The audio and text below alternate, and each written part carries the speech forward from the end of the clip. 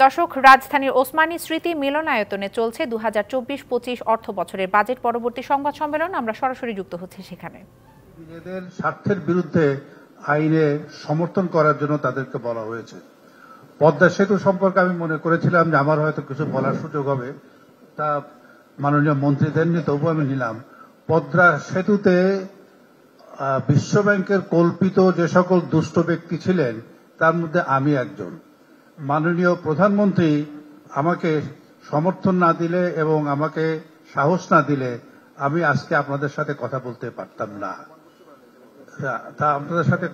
পারতাম না, এবং সেটা সহজ হয়েছে, সম্ভব হয়েছে এই জন্য যে আমাদের দেশের কোর্ট না, কানাডার কোর্টে যখন তাদের এই শুনানি শুরু হয়, প্রথম শুনানিতেই কানাডিয়ান কোর্ট বলে যে তোমাদের কোনো গ্রহণযোগ্য সাক্ষ্য প্রমাণ নাই, অতএব এইটা আর শোনার যোগ্য নয়, খারিজ। অতএব আমাদের যে স্ট্যান্ড ছিল সেই স্ট্যান্ডটাই সঠিক, এবং মাননীয় প্রধানমন্ত্রী শেখ হাসিনা সাহস ছিল বলেই আমরা এটা অর্জন করতে পেরেছি, এবং জাতির জন্য একটা গর্বের বিষয় যে আমরা একটা কাজ করতে পারি এবং পৃথিবীর বড় বড় প্রতিষ্ঠানের অসহযোগ সত্ত্বেও আমরা এই কাজগুলো করতে পারি নিজেদের অর্থে, নিজেদের সামর্থ্যে।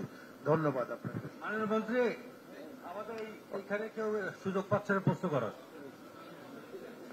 নগদে 500 টাকা বা তার বেশি পেমেন্টে পেতে পারেন ঢাকায় জমি সহ 20 কোটি টাকার পুরস্কার।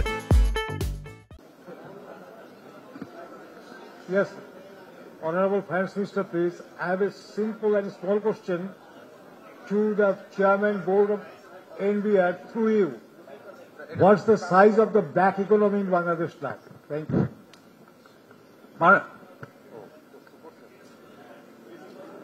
ব্ল্যাক ইকোনমি তো ইনফ্যাক্ট আমার জানা মতে কিছু নাই, এবং আমরা যেটা বলছি ব্ল্যাক ইকোনমির সাইজটাও তো আমরা এনবিআর ক্যালকুলেট করবে না। এটা হয়তো ব্ল্যাক ইকোনমির সাইজ ক্যালকুলেট করতে হলে অন্য কোনো প্রতিষ্ঠান করতে পারে, এনবিআর এর এই ব্ল্যাক ইকোনমির সাইজ ক্যালকুলেট করার এখতিয়ার নেই। ধন্যবাদ।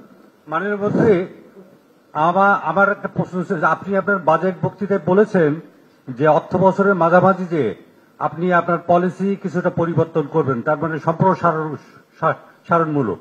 তো আপনি আসলে তখন কি পদক্ষেপ নেবেন, এটা একটা। আর যারা সমালোচনা করেছে, যারা বাজেট নিয়ে, সবাই বলছে যে রিজার্ভ এবং ইনফ্লেশন সংকট আপনি স্বীকার করেছেন, কিন্তু এখান থেকে আমরা কিভাবে বের হব সেটা আপনার বাজেট বক্তৃতায় আর নেই। তো এটা নিয়ে যদি বল। আসুক, সময়টা আসুক, তখন করব।